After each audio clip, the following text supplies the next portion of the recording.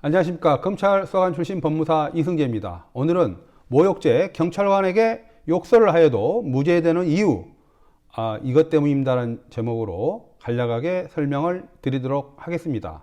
자, 대법원에서는 경찰관에게 욕설을 하고 체포 당시 경찰관을 폭행한 혐의로 기소된 피고인에 대해서 무죄를 선고하였는데요.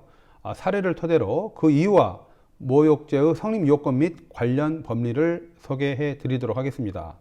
자, 사실관계입니다. 피고인은 본인 차량이 도난을 당하였다고 신고 전화를 하는 과정에서 경찰관의 접수 과정에 불만을 품고 경찰관이 소속된 지구대 사무실에 찾아가서 경찰관이 포함된 3명의 경찰관이 지켜보는 가운데 경찰관에게 아까 전화 받은 새끼가 누구야? 야, 땡땡땡. 너 밖으로 따라 나와 봐 라는 욕설을 하였습니다.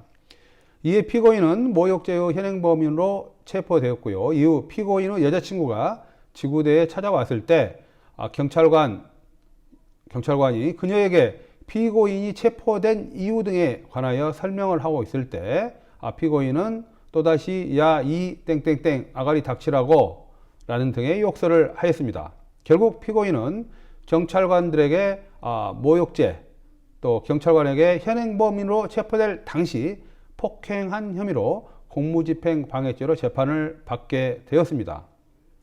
자, 대법원 판결 이유 및 그 결과입니다.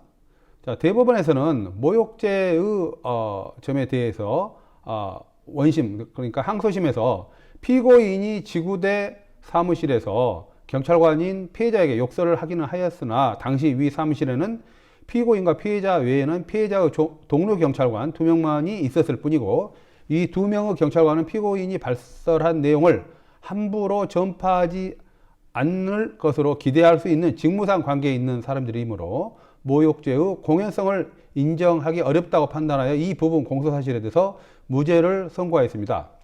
원심 판결 이유를 관련 법리와 기록에 비추어 살펴보면 원심의 위와 같은 판단은 정당하고 거기에 상고 이유 주장과 같이 모욕죄의 공연성에 관한 법리를 오해한 잘못이 없다라고 판결하였습니다.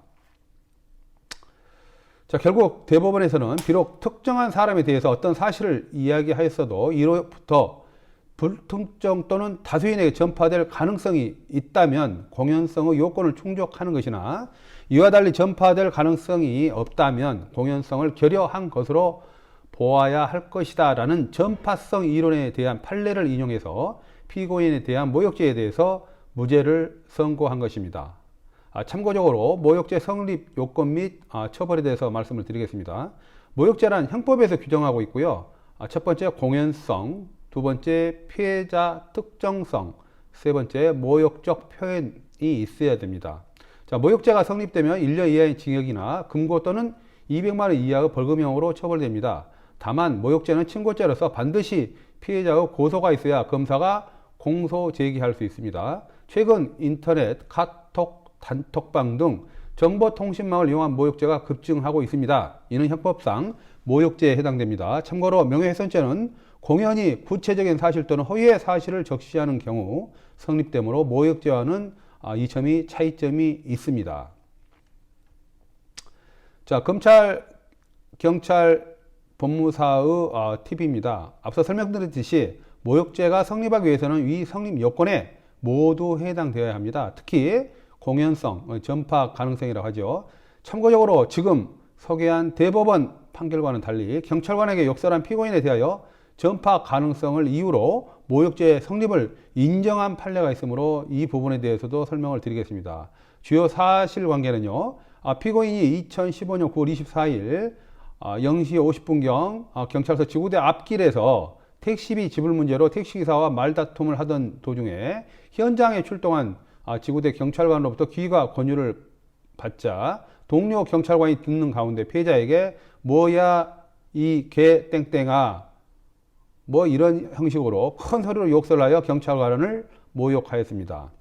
1심 판결은 피고인에게 유죄를 선고했는데요. 항소심에서는 1심 판결을 파기하고 무죄를 선고했습니다. 그러나 대법원에서는 설령 그 장소에 있던 사람들이 전후 경과를 지켜보았기 때문에 피고인이 근거 없이 터무니없는 욕설을 한다는 사정을 인식할 수 있었다고 하더라도 공연성 및 전파 가능성도 있었다고 보이는 이상 피해자인 경찰관 개인의 외부적 명예를 저하시킬 만한 추상적 위험을 부정할 수는 없다고 할 것이다.